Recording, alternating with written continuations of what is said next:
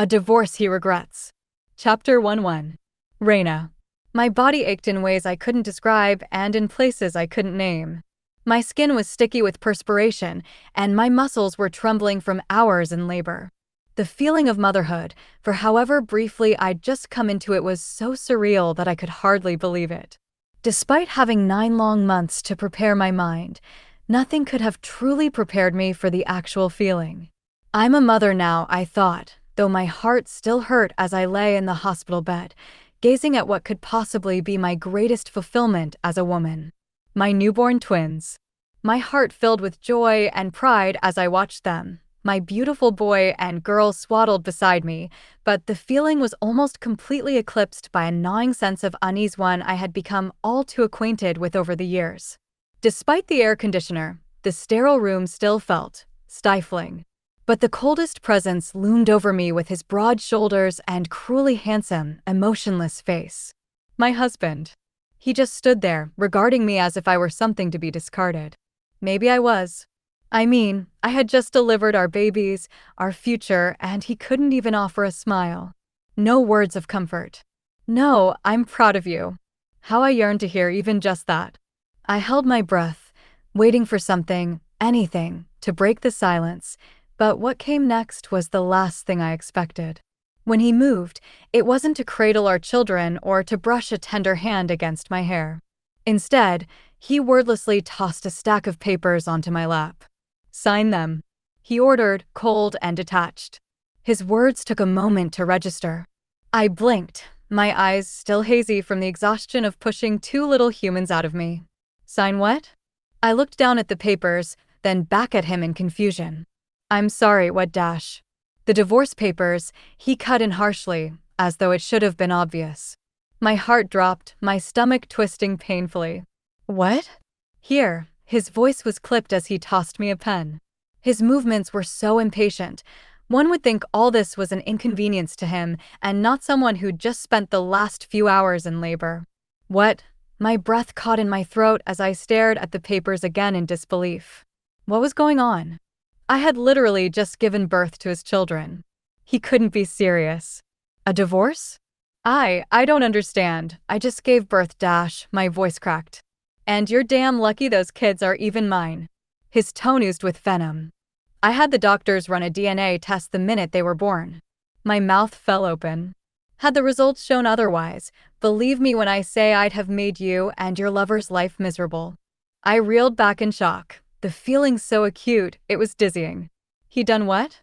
My what? The accusation hit me like a physical blow.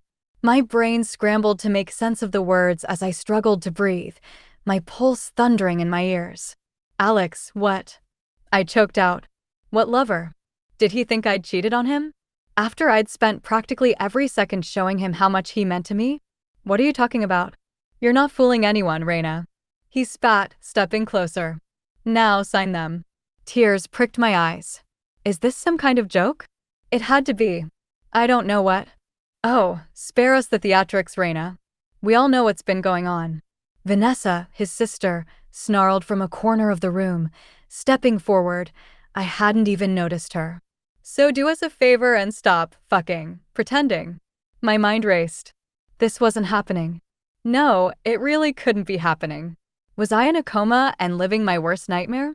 "I'm not Dash," I started, but she flung a pile of photographs at me, some landing haphazardly on the bed, some fluttering to the floor. Wincing, I pushed myself into a sitting position and reached for one with trembling hands.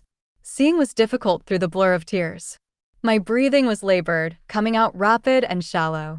"Hey, Alexander, listen, Dash. Enough." He barked furiously, before I'd even had a chance to see the glossy images. "Stop wasting my time and sign the damn papers, you whore." A whore? Me, his wife? Where was this from? What was happening? His words stung, like a needle lodging itself painfully in my chest. Oh God, was he being serious then about ending this? Ending us? Panic clawed at the insides of my throat as I began hyperventilating, my body shaking uncontrollably as the room began to spin. Through my tears, I searched Alexander's face for some flicker of emotion. However little. Compassion. Concern. Love. There was none. All I found was the coldness in his hard features. Had I loved the wrong man? The thought shattered me. For years, I'd ignored the signs. His family had hated me from the outset, believing I wasn't good enough for him and undeserving of their prestige. I'd endured their insults and constant belittling. Several times, his mother had offered me money to disappear before the wedding, and I'd declined. My love for him has been just that, love. Pure and undiluted. I didn't want money. At every juncture that they'd maligned me and I'd told Alexander, he'd just shrugged. That's just the way they are, Raina. They'll come around. But they never did. And he never defended me. Not when his sister called me a gold digger during our engagement. Not when his father suggested he annul the marriage after our first year. I stood by him, loving him more despite his family's contempt, their bribes, and verbal abuse, making excuses all the way for his silence. But now he was completely gone. Or perhaps he'd never been mine at all. I'd been forcing myself on him the whole time. It was painfully clear in that moment how he'd really never loved me. Not the way I'd loved him, anyway. What a fool I've been, I thought, as the darkness claimed me. Now, stop delaying and sign the papers. I have places to be. Alex, I whispered, turning to him instead. Please, can we talk alone? This is all a misunderstanding, I'm sure. Desperation choked my words. Just hear me out. No. He glanced at his watch, dismissive. There's no need. I know all I need to know. We'll talk when our lawyers are involved, so you can save your lies for then. Alex, you know me. You know I wouldn't do any of this. I've always loved you, only you. I've never been unfaithful. But he didn't care. He didn't even look at me as he spoke. Just sign the papers. We're done. Alex. I choked out, my lips trembling, begging him with my eyes to hear me out. But he just stared hard at me, unflinching, heartless, and immovable. Please don't make me repeat myself. He ground out, looking as though he was restraining himself from spitting on me. Tears blurred my vision as I picked up the pen with hands that shook so badly I could barely scrawl my name, but I did. What choice did I have? As I finished, I looked over at my newborn twins, finding solace in the fact that I would still have them at least.